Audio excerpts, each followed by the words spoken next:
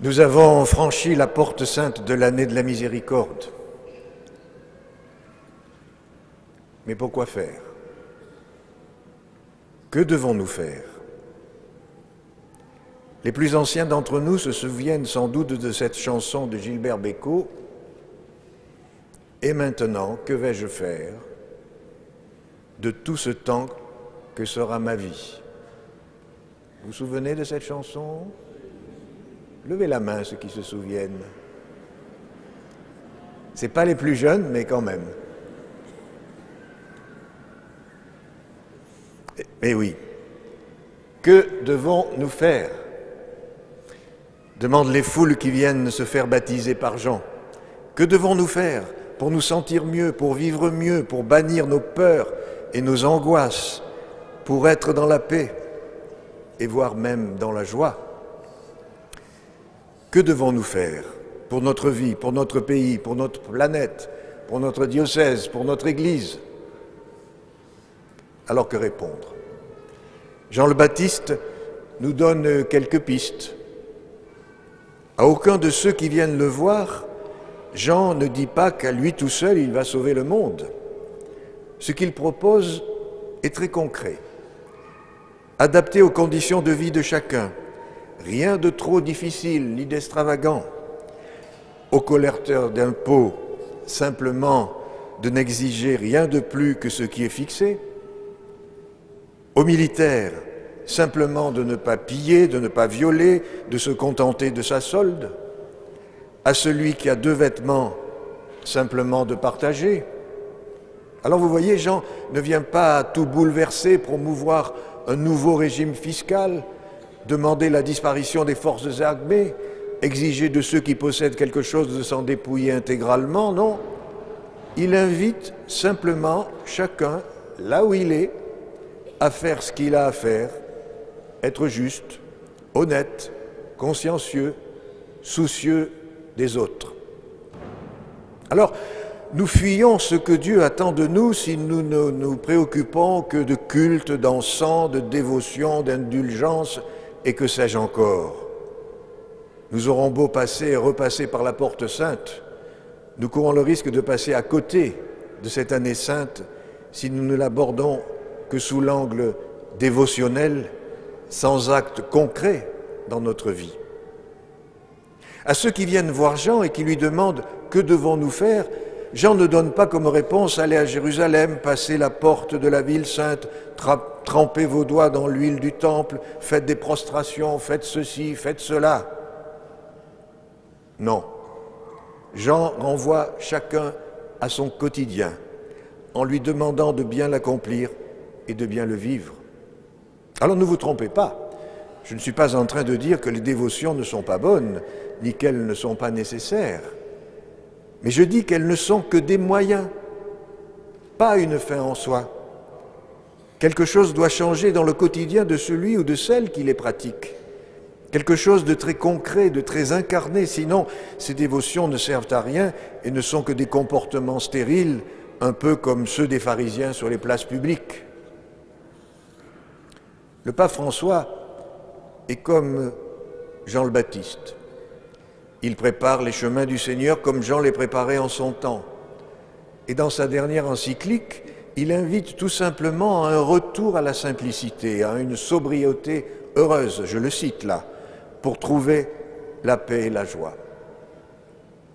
Lorsqu'il a décidé de cette année de la miséricorde, le pape n'en a pas parlé en disant qu'il fallait réfléchir sur la miséricorde et faire un discours sur la miséricorde. Il a dit qu'il fallait en faire l'expérience, en vivre et la pratiquer, et notamment dans la demande de pardon et dans l'accueil du pardon. Et le pape ne se contente pas d'évoquer de grands principes moraux abstraits, il donne des exemples. Il appelle au téléphone un jeune en fauteuil roulant, une mamie de 102 ans qui lui a tricoté une écharpe, un couple qui fête ses 40 ans de mariage. Depuis le début de son pontificat, le pape François multiplie les discours en faveur des femmes et de leur place dans la société comme dans l'Église. Il surprend le monde en disant cette phrase si simple et si évangélique: Si une personne est gaie et cherche le Seigneur avec bonne volonté, que puis-je pour le juger?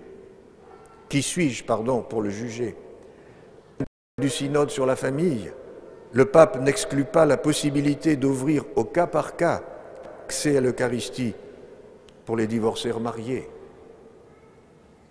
Au début de ce mois de décembre, il n'a pas été question de tapis rouge ni de robe longue au Vatican pour l'avant-première du film « Appelez-moi François ». Le pape a préféré y inviter des pauvres, des sans-domicile, des réfugiés.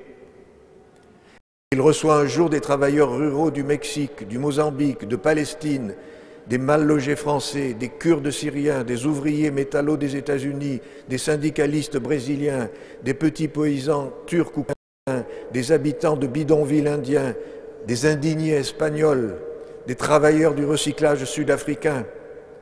Et à ce groupe, il dit, je le cite, « Notre rencontre ne répond pas à une idéologie.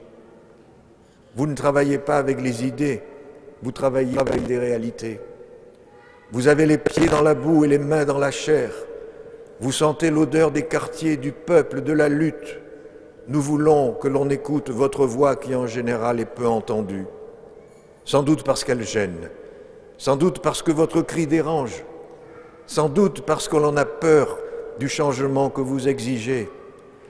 Mais sans votre présence, sans aller réellement dans les périphéries, les bonnes intentions et les projets que nous écoutons, très souvent dans les conférences internationales restent limités au domaine des idées. » Fin de citation. Lorsque se lève le matin et qu'on se demande ce qu'on doit faire pour la journée, on regarde son agenda. Et lorsque Noël approche et qu'on se prépare à accueillir la famille, on fait la liste des choses à faire, des cadeaux à acheter. Eh bien, le pape a préparé pour nous la liste des choses à entreprendre en cette année sainte. 14 points en tout sur cette liste qu'il a lui-même établie et qui s'appelle les œuvres de miséricorde. 14 actions bien concrètes réparties en 2 catégories, les voici. Donner à manger aux affamés, donner à boire à ceux qui ont soif, vêtir ceux qui sont nus, accueillir les étrangers, assister les malades, visiter les prisonniers, ensevelir les morts. Ce sont là ce qu'on appelle les œuvres de miséricorde corporelle. Et voici les 7 autres de la seconde série qui, bien qu'appelées œuvres de miséricorde spirituelle, n'en sont pas moins bien concrètes. Conseiller ceux qui sont dans le doute, enseigner les ignorants, avertir les pécheurs, consoler les affligés, pardonner les offenses, supporter patiemment les défauts des autres, prier Dieu pour les vivants et pour les morts. Eh bien, si on relie les unes et les autres, nous les confrontons aux programmes politiques qui nous sont proposés au moment où nous allons voter, il ne sera pas difficile de voir celles qui sont les plus proches de notre foi chrétienne et celles qui s'en éloignent. Ne vous inquiétez pas si vous n'avez pas eu le temps de les retenir ou de les noter. Grâce au coup de crayon et au pinceau de M. Pierre Ollinger, les 7 autres œuvres de miséricorde corporelle sont représentées sur l'abri de la porte sainte de la cathédrale que vous pourrez voir tout à l'heure. Quant à l'ensemble des 14, comme Benoît Rancurel les a pratiquées, une exposition les présente au sanctuaire Notre-Dame-du-Lot, où vous pouvez aussi les découvrir dans un petit livre sur Benoît que les éditions Parole et Silence m'ont demandé d'écrire. Quand nous nous demandons quoi faire, piochons dans cette liste. Quand nous nous demandons quelles réformes mettre en place pour la France ou pour l'Église, n'oublions pas la réponse que fit Mère Teresa à la question « Que faut-il changer ?» Mère Teresa répondit « Ce qu'il faut changer, c'est vous et moi. » Voilà. Rien de compliqué vraiment pour vivre cette année sainte. Choisissons juste une action, la liste des 14 que le pape nous a présentées, et nous nous trouverons changés. Pensons aux réponses de Jean le Baptiste et de Mère Teresa, et nous changerons. Le monde autour de nous changera alors. Ce ne sera pas l'effet de dévotion faite à la va-vite, de processions dans les rues, de signatures apposées au bas de pétitions. Ce sera l'effet d'une vie chrétienne rayonnante. Frères et sœurs, soyez toujours dans la joie du Seigneur, je le redis, soyez dans la joie, que votre bienveillance soit connue de tous les hommes. Alors et maintenant, qu'allons-nous faire ?